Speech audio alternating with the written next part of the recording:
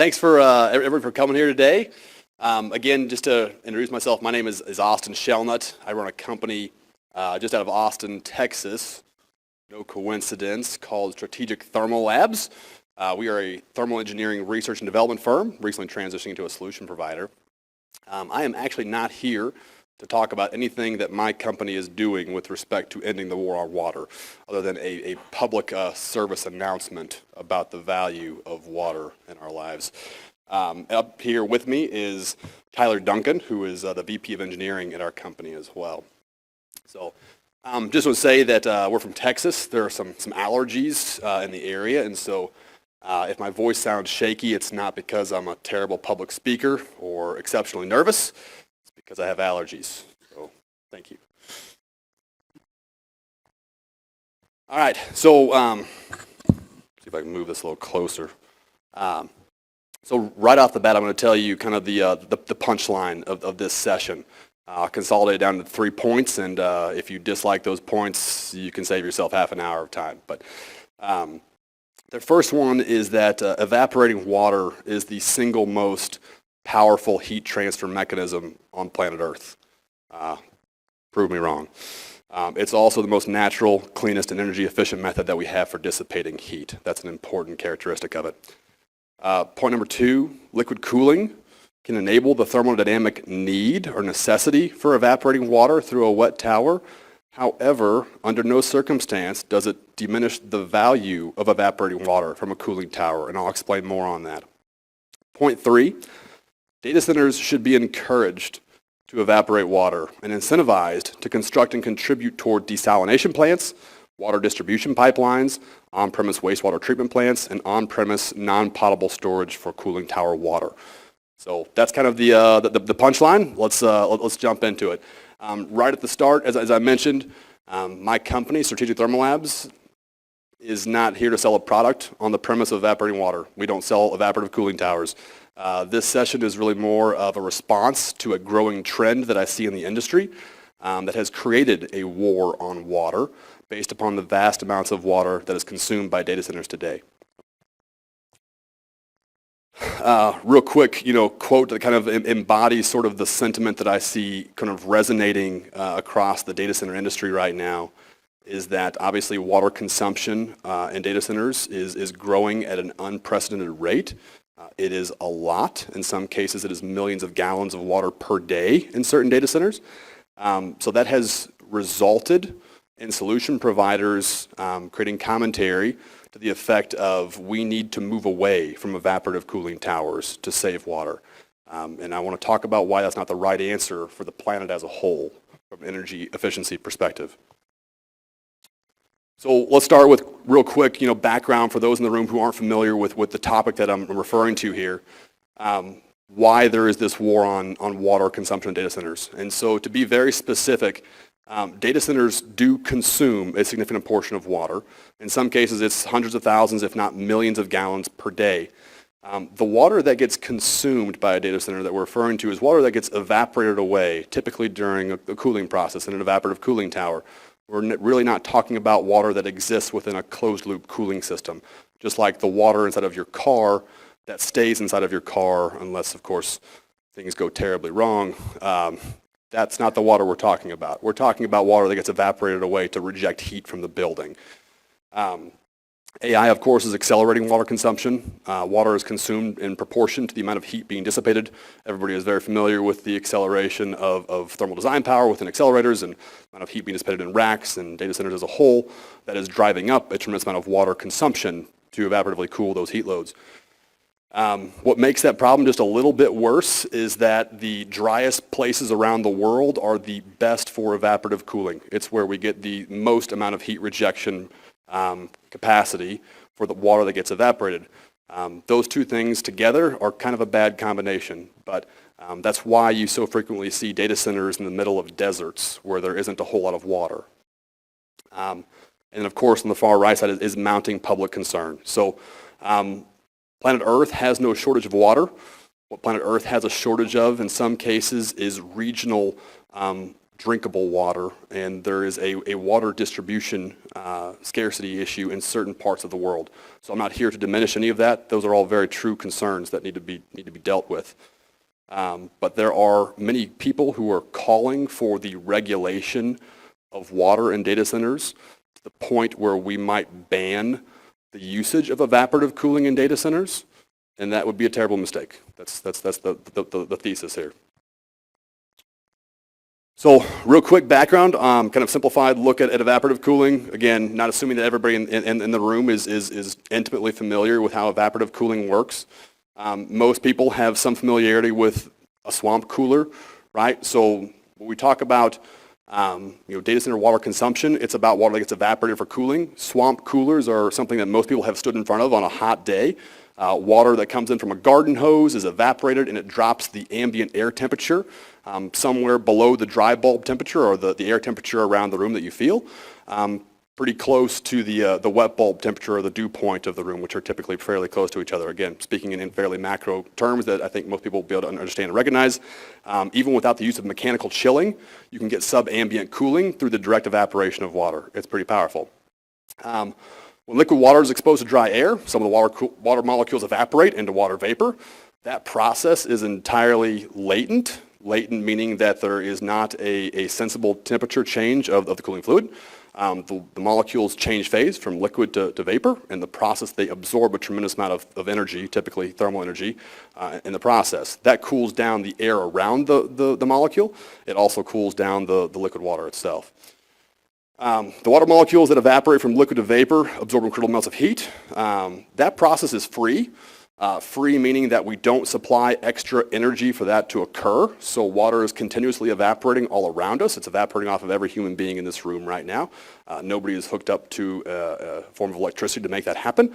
In fact, if any of us stop sweating, of course, we know that it's hard to survive that way. It's how many mammals cool themselves. It's very potent. The amount of cooling is directly proportional to the amount of water that is evaporated, right? Those two things coincide directly. And then the final bullet point here, of course, is that dry air can evaporate greater volumes of water to produce a stronger cooling effect than wet, humid air. So this is why so frequently you see data centers operating in regions that have ultra low relative humidity. And some things fell. It's because dry air can hold more water, right? So the opportunity to reject heat adiabatically through evaporative cooling is most high in those regions. Unfortunately, there's also not significant amounts of water on the ground in places like that, so it becomes a concern. Real quick, I'm just going to say at the beginning of this, there's a lot of content here, and so I'm going to start moving a little bit faster. All of the content that you see on here is going to be available on our website. Please feel free to dip back through there. It's got all of our sources where the information comes from, and I just want to put that out there if I don't get to everything. Okay, so real quick on how powerful is evaporative cooling. So the amount of heat that gets removed during the evaporative cooling of water is equal to the mass or the amount of water that gets evaporated times the heat of vaporization. So many people in the room would be familiar with phase change heat transfer that occurs in liquid cooling systems for data center servers as an example. It's the same principle, right? So a liquid vaporizes. During that process, it absorbs a tremendous amount of heat. The cooling effects are powerful. It turns out that water has the highest heat of vaporization of any known substance. It's about an order of magnitude higher than the refrigerant that might be used in a dielectric two-phase liquid cooling system as an example. Extraordinarily powerful.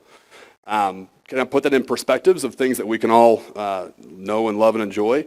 One garden hose at approximately 10 gallons per minute, if it were to fully evaporate, meaning that it absorbs heat and turns into vapor, you would replace that with 430 wall mount or window mount air conditioners in terms of the cooling capacity that it provides. That's 1.5 megawatts from a garden hose, right? That's pretty impressive.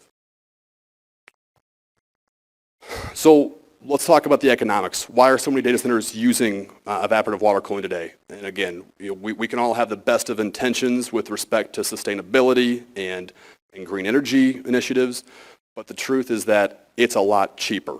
to evaporate water than it is to cool off a similar amount of heat using electricity and dry towers. In many cases, you would be wanting to consider the gap between the cost of delivered water and the cost of delivered electricity. So just as by way of example, I put a few different regions on the board here, one of them being Phoenix, the other one being San Francisco, and then kind of the US average. And so if you look at the price of delivered tap water in terms of dollar per cubic meter, the amount of heat that's absorbed through the direct vaporization of that water, and kind of compare that with the cost to reject 1 megawatt hour of heat, in some cases it's 7 times less expensive, right, to evaporate water than it would be to dump off the same amount of heat using a dry cooler. It's fairly significant. I think I already made this point previously, but if you want to dig in a little bit deeper on the slides on the web, what we've mapped out here is sort of the United States, the regions around the country that you can evaporate water pretty much the entire year to get down to ASHRAE W32 water without using mechanical chilling. What you might notice when you zoom in on this graph is that all of the regions that are green, meaning that it's most viable for evaporative cooling to get down to ASHRAE W32 water, are also the regions where it doesn't rain a whole lot. Not a big surprise there, but that's why you see a lot of data centers obviously going to those regions. Okay, so let's talk about data center water usage. I want to map out some terms, again, not assuming that anybody in the room is intimately familiar with these paradigms. Power plants consume water that deliver electricity to the data center. Water is pulled into the data center for makeup from water treatment plants and wastewater treatment plants. Everybody is fairly familiar at this point with liquid cooling solutions that exist inside of the data center, and also facility water supplies that transport heat from the data center room to outside air cooling equipment. Those are all closed loop systems. The water that gets consumed directly by the data center, as mentioned previously, is that which is evaporated to the atmosphere for cooling. Now, that's not a perfectly efficient process, meaning that we don't necessarily have 100% of the water that gets brought into a data center going directly to evaporative cooling. There are other losses along the way. Most notably is something called blowdown, right? So evaporative cooling towers, they consume water from a municipality. That water gets evaporated, but unfortunately when water evaporates, it leaves behind a lot of dissolved solids, things like salts and chlorides, other solid particles that don't evaporate. That particle buildup has to get rinsed off or disposed off of the evaporative cooling media. So water is consumed just to clean off the filter media, and that water, sometimes called a brine depending upon the installation, and again, not being overly specific, just more generic terms, that brine water that is used to rinse off all the dissolved solids to clean up the solution gets flushed down the drain, right? So that water is also effectively consumed by the data center. But it's important to know the difference of how to use PowerPoint when you're using PowerPoint. Sorry, everyone. Okay, sorry about that. Water that goes down the drain in a data center for blowdown is not necessarily water that's removed from a region, right? That water goes back to a wastewater treatment plant where it can be scrubbed of any of the solid particles that were left inside of it and returned back to ground source water solutions. Even though a data center would be charged for the water that comes in through a meter, that water doesn't leave, right? That water is not being evaporated and shows up, 2 continents, west. That water stays in the region and can be treated and reused. And that's an important distinction to make. Okay, next I want to talk about an old thermodynamic term that many of you should recognize. It's called coefficient of performance. At a simple state, it's the amount of heat that can be removed divided by the amount of energy consumed to do it. Pretty simple term. Higher COP is better. So if we replace water that's being consumed for evaporative cooling, it's important to note what you're replacing it with, right? What happens instead? And then also looking at alternative methods to bring water to a data center to use for evaporative cooling. So top left, non-potable water collection is extremely important. It also doesn't cost any energy to store water that falls through watersheds or rainfall. The COP on something like that is infinite, effectively, right? With very, very minimal amounts of power used for pumping water around. Wastewater treatment. So the blowdown water that we talked about that gets used for cleaning off evaporative cooling towers that gets turned back to a wastewater treatment plant costs on average in America 0.54 kilowatt hours per cubic meter of water. That is very little. It turns out that if you were to treat that wastewater blowdown, the garbage that came off of the evaporative cooling tower, and sent it back to the data center and re-evaporated it, it has a COP of 1,230. It's extraordinarily high. Top right, desalinated ocean water. We desalinate ocean water right now at 3 kilowatts per cubic meter, and that's an average over the last 10 years. There are many installations of desalination plants that are down below 1 kilowatt hour per cubic meter. That's a COP of 222. We can ship water by pipeline, thousands of miles, right? 1,000 miles of transporting a desalinated water from an ocean inland to a desert is a COP of 132, including all of the pumps utilized in transporting water 1,000 miles from an area that has water to a place that doesn't. Supplying it by train, 500 miles, COP of 38. Now, bottom right, dry coolers without any use of water, average COP of roughly 12. That's pretty big. I hope that just rings, right? How much more energy is going to be used to cool off similar amounts of heat if evaporative water goes away? So wanted to put that in some numbers. Amount of electricity required to cool off 1.5 megawatts of heat if we were to look at what it would take if we were desalinating water straight out of the ocean, not using drinkable water from a local municipality, but desalinating ocean water. 6.8 kilowatts. Versus 1.2 for treated wastewater, 94.6 for a dry cooler, and 432 if you're using a mechanical chiller, which is required in some parts of the world still. The differences are massive. And obviously the coefficient of performance on there, I compared on the previous slide, right? So again, just putting things into context, dry coolers, let's call it 10 to 20 on average for coefficient performance. Chillers typically in the neighborhood of anywhere from 3 to 6. A lot of chiller manufacturers will go in and normalize their COP across the entire year, an entire spectrum of temperatures ranges.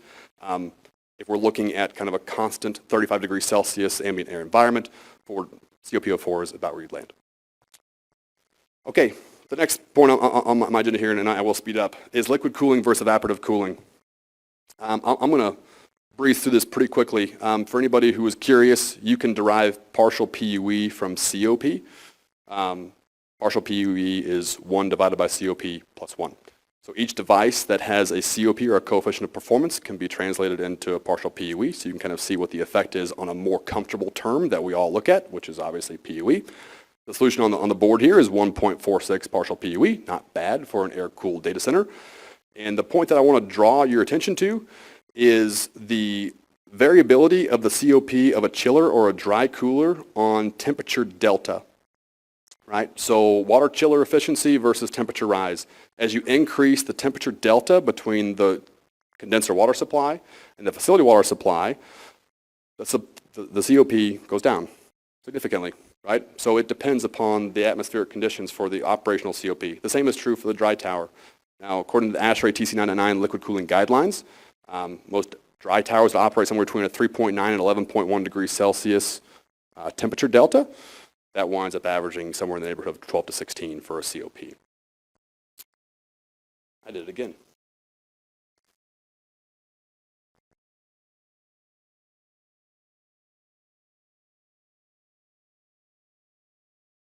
Okay, sorry about that. So that brings me to a point of audience engagement, because this is a popular topic that has been brought forth by maybe some of my peers in the industry. So real quick question. If an air-cooled server consumes 1,000 watts of electricity, how much heat does the server produce? Anybody? All right. Yes, I like that guy. He's going to answer. Good. He's right. 1,000 watts of heat.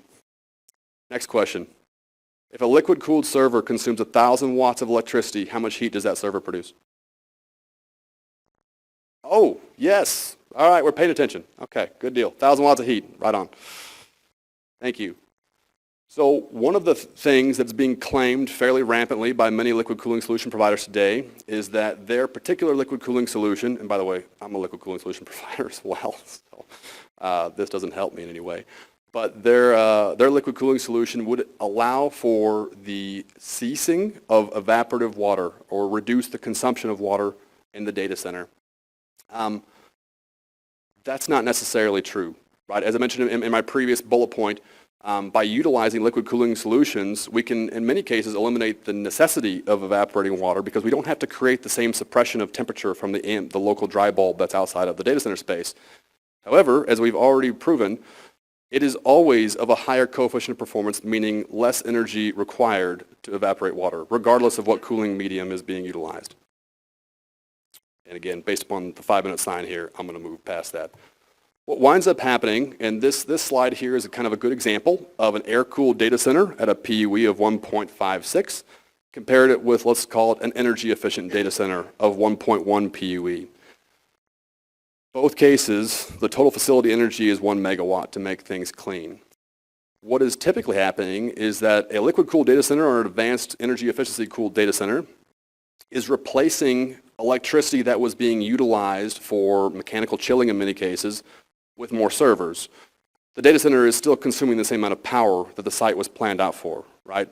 So all of the energy that's being dissipated inside of that data center still has to get out of the building. Liquid cooling solutions are a conduit to allow for one to remove heat from a server and take it to the final demarcation point of heat, in the case of the cooling tower, whether it be wet or dry. Liquid cooling allows you to do that more energy efficiently. It allows you to do it with smaller delta T's so that you can run warmer water temperatures. And you don't necessarily have to suppress your outward air temperatures as far, but you're still consuming the same amount of heat at the site level. And that all has to be dissipated still. So even if I could get away without evaporating water in certain regions, I still should because I'm still funneling all of that heat through that same very low coefficient of performance dry cooling tower. All right, addressing WE. This is, again, just another industry service message. Many people are aware that water usage effectiveness is a metric similar to PUE. Its attempt is to monitor how much water is consumed by data centers.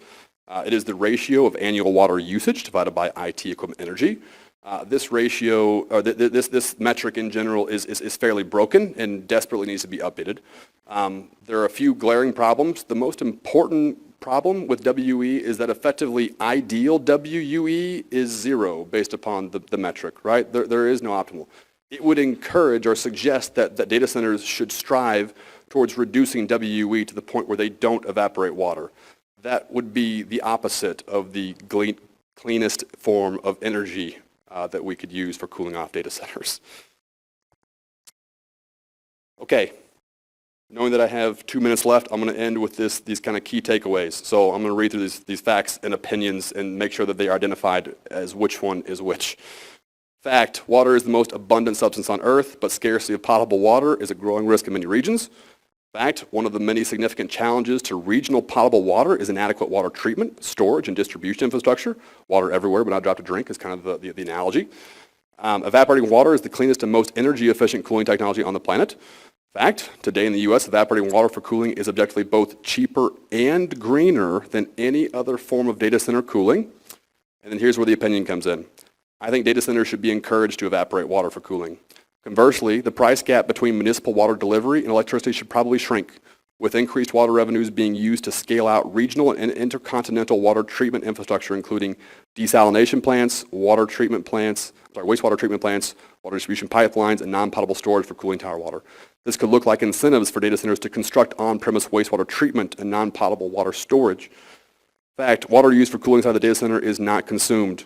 Make this very, very clear. Just because a cooling solution provider doesn't use water as their cooling medium has no impact or bearing on water being evaporated from the outside of the building. Those are two very separate loops. The last one, fact, liquid cooling can eliminate the thermodynamic need for evaporative cooling, but it does not eliminate the earth-friendly value of evaporating water cooling data centers. There is no point along the COP curve of a dry tower that it comes anywhere close to the coefficient of performance associated with directly evaporating water. Final opinion, liquid cooling solution providers cannot claim to be promoting a more sustainable future while lobbying against the usage of evaporative water cooling.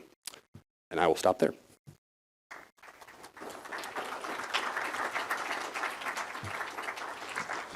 Question?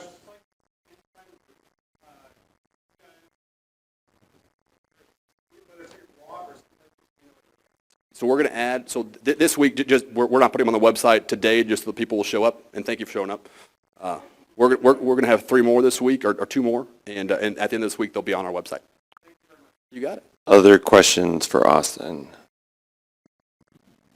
Apologies for a dumb question, but with seawater, can you not just use native seawater, or do you need to desalinate it? It depends upon your distribution system, but you certainly could. And designing data centers in a manner that they could directly evaporate seawater would be an extraordinarily good idea. Just more brine wash off, I guess. Yeah, well, the brine in that case is salt, and I think that there's some of that already in the sea. Right. And the second question, with using liquid cooled, there's the energy reuse, and Europe's got to lead in the charge a bit more on that than here, maybe. Yeah. Do you have any opinions on that? Obviously, that's a different climate. That's not a dry arid. It's a cooler climate you want to go. So heat reuse is phenomenal because we're not trying to get rid of the heat, right? So I am purely talking about the need to get heat out and delivered to ambient air. That's the only part of this that I'm focused on. Heat reuse is... Do you have a view that we should be money putting... back in your pocket. A penny saved is a penny earned. Do you have a view we should be putting the data centers where we need heat in cities, so we can, instead of evaporating it, we actually reuse it? Yes, and it turns out in America, and again, I don't have this number off the top of my head, so you can crucify me later for it, I suppose, but I think that something like 70% of cooling and heating energy in America is spent on heating still, right? So there's a need for heat. Heat has value. It's more difficult because transporting heat is a challenge in America where you have longer distances to go than you would in Europe, but heat reuse is top shelf. I'm fully support.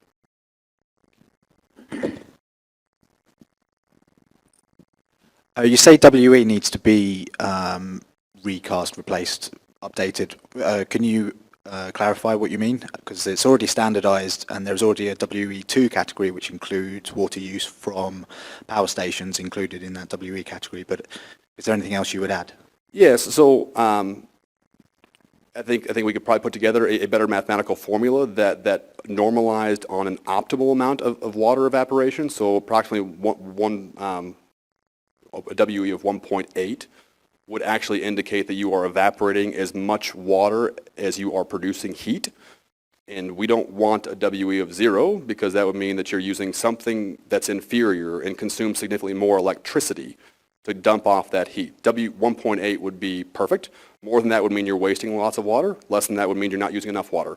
I think that we could probably renormalize that formula to a place where it incentivizes people to strive for let's say more responsible usage of their water. WE today doesn't even look at how the water gets used, right? You could take every gallon of water and run it straight down the drain and have the same WE, right? We want people to evaporate water for cooling. That should be the point. We'll find a mathematical formula that gives us that.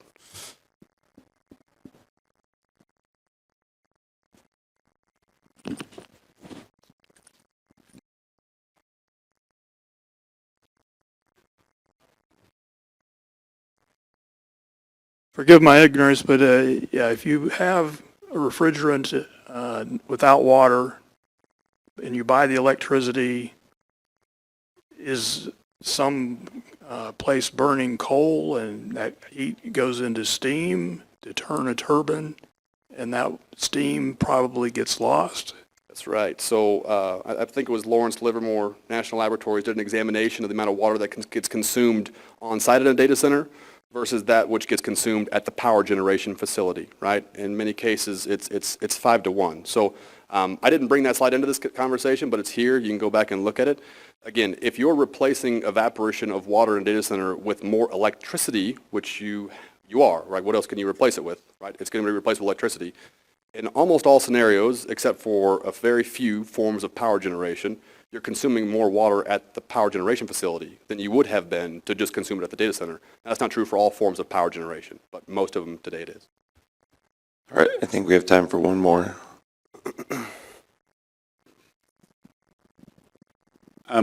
Again, a stupid question. Is it, once you've evaporated the water off, obviously it's going into the atmosphere, is it not possible to try and recapture that evaporation and then condense it back down again, or The not? cool thing about planet Earth is that it's a closed system, so it's going to be course. recaptured. It just might not be where you did the evaporating. Right, but you can't, it's just too massive an area to be able to do it locally in a closed loop. You know, never say never, but it seems largely impractical to recover the evaporated water that comes off there. But there could be ways. Okay, let's thank our speaker again.